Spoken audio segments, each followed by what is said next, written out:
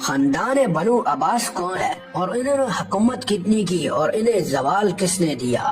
اس video میں ہم یہ جانیں گے کہ عباسی لوگ کون ہیں۔ خاندان بنو عباس کو نہ صرف عربوں میں بلکہ پورے عالم اسلام میں بڑی اہمیت حاصل رہی ہے۔ اس خاندان نے 500 سال تک دنیا کے ایک بہت ہی بڑے حصے پر حکمرانی کی۔ سن 820 تک عباسی خاندان کو دنیا کا سب سے طاقتور خاندان کہا جاتا ہے۔ اس قوم کے لوگ پاکستان کے شمالی علاقہ جات جموں کشمیر، ایبٹ آباد، مری، ہری پور، راول پنڈی اور خیبر پختونخوا کے بہت سارے علاقوں میں ان کی بہت ساری تعداد پائی جاتی ہے۔ ایک اندازے کے مطابق 30 لاکھ کے قریب عباسی قبیلے کے لوگ پائے جاتے ہیں۔ یہ خاندان ہندوستان، شام اور ایران کے اندر بھی سکونت اختیار کیے ہوئے ہیں۔ موجودہ عراق کے تقریب میں شمال مشرق میں بھی العباس قبیلہ خاندان عباسیہ سے تعلق رکھتا ہے۔ نبی کریم صلی اللہ علیہ وسلم کے زمانے میں عربوں کے مختلف قبائل ہوا کرتے تھے۔ ان قبائل میں سے ایک قبیلہ تھا قریش مزید چھوٹے قبائل میں تقسیم تھے۔ ان قبیلوں میں سے 2 قبیلے بڑے مشہور تھے، ایک بنو امیہ اور دوسرا بنو ہاشم۔ عباسیہ قبیلے کا تعلق بنو ہاشم سے تھا اور رسول پاک صلی اللہ علیہ وسلم کا تعلق بھی بنو ہاشم سے تھا۔ خلافت راشدہ کے خاتمے کے بعد انہی 2 قبائلوں نے اپنے اپنے دور میں 2 عظیم سلطنت قائم کی، ایک تھی سلطنت امیہ اور دوسری خلافت عباسیہ۔ خلافت عباسیہ ایک طریق کے ذریعے قائم ہوئی جو کہ بنو امیہ کے خلاف تھی، کیونکہ بنو عباس کا تعلق بنو ہاشم سے تھا۔ بنو ہاشم خود کو خلافت کا بڑا حقدار سمجھتے تھے کیونکہ نبی پاک صلی اللہ علیہ وسلم اس قبیلے سے تھے۔ اگر آپ بھی عباسی خاندان سے تعلق رکھتے ہیں تو آپ کو پتہ ہونا چاہیے کہ عباسیہ خاندان کے 2 بھائیوں نے الصفا اور ابو جعفر المنصور نے سن 750 میں یہ خلافت قائم کی اور سن 1258 میں اس کا خاتمہ ہو گیا۔ لفظ عباسی ایک خاندانی نام ہے جو کہ حضرت عباس بن عبد المطلب کی نسل میں سے ہے۔ حضرت عباس حضور پاک صلی اللہ علیہ وسلم کے چچا تھے اور ان کا تعلق خاندان بنو ہاشم سے تھا، یعنی عباسی لوگ پہلے ہاشمی اور پھر قریشی ہیں۔ پاکستان میں موجود عباسی لوگ جو کہ حضرت عباس رضی اللہ تعالیٰ عنہ کے اولادوں میں سے ہیں، جو کہ عرب کی سرزمینوں سے نکل کر دور دراز علاقوں میں آباد ہوئے۔ یہ سلطنت بہت سے علاقوں پر پھیلی ہوئی تھی۔ اپنے عروج کے دنوں میں 1 کروڑ مربع کلومیٹر تک عباسیوں کا ڈنکا بجتا تھا۔ یہ مشرق سے لے کر موجودہ پاکستان، افغانستان، مغرب میں فرانس تک پھیلی ہوئی تھی۔ عباسیوں نے پورے 500 سال تک ان وسیع و عریض علاقوں پر حکومت کی۔ ایک بات یہاں پر قابل ذکر ہے، وہ یہ کہ خاندان بنو عباس کو حکومت دلانے میں ایرانیوں کا بہت بڑا ہاتھ تھا، کیونکہ ایرانی لوگ بنو امیہ سے ہمیشہ نفرت کیا کرتے تھے۔ ایرانیوں کے مدد سے عباسیوں نے خلافت عباسیہ تو قائم کی مگر انہیں زیادہ طاقتور نہیں ہونے دیا۔ عباسیوں نے ذاتی مسلن کے تحت ایرانیوں کے اصل اصول کو کم کیا اور ترکوں کو آگے بڑھایا۔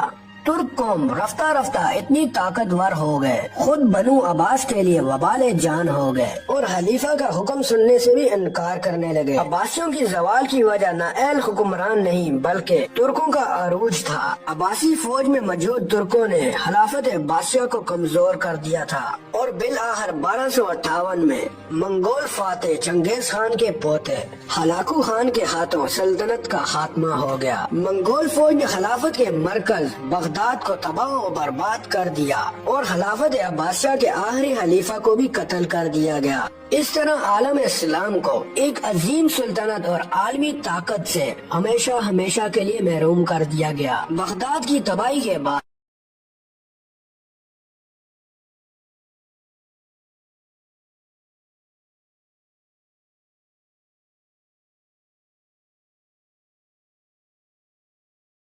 خاندان بنو عباس کے کچھ افراد نے جان بچانے کے لیے مصر کی طرف ہجرت کی۔ پاکستان میں موجود عباسی خاندان کے کچھ افراد مصر سے تجارت کی غرض سے بر صغیر پاک و ہند میں آ کر آباد ہوئے۔ یہ زیادہ تر کپڑے، پرفیوم اور ہیرے جواہرات کی تجارت کیا کرتے تھے۔ سن 1232 میں انہوں نے دہلی کے قریب ایک کالونی بھی بنائی۔ عباسی خلیفہ ہارون رشید کے زمانے میں کچھ عباسی ایلچی اور تاجر انڈیا اور ٹیکسلا آئے۔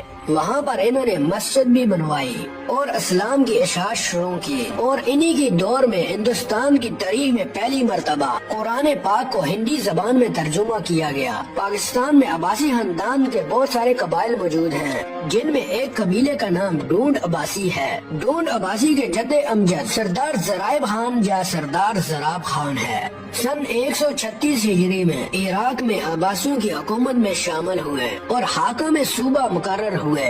खिलाफत अब्बासिया के दौर में अफगानिस्तान के सूबा इराक का शुमार बेहतरीन और दौलतमंद शहरों में किया जाता था। उस वक्त कश्मीर के हुक्मरान इराक के हाकिम ज़ेर इक़्तिदार काम किया करता था, जिसने हराज या टैक्स देना बंद कर दिया था और इसकी सरहूबी के लिए ज़रियाब अब्बासी के ज़ेर साया एक फौज भेजी गई। ज़राब खान अब्बासी ने कश्मीर के बादशाह का तख्ता उलट दिया और इसकी जगह एक नया बादशाह मुकर्रर किया और नए बादशाह की बेटी के साथ शादी के बाद गिरान कोट के इलाके में मुस्तकिल सुकूनत अख्तियार की और यहीं से इनकी नस्ल आसपास के इलाकों में फैल गई।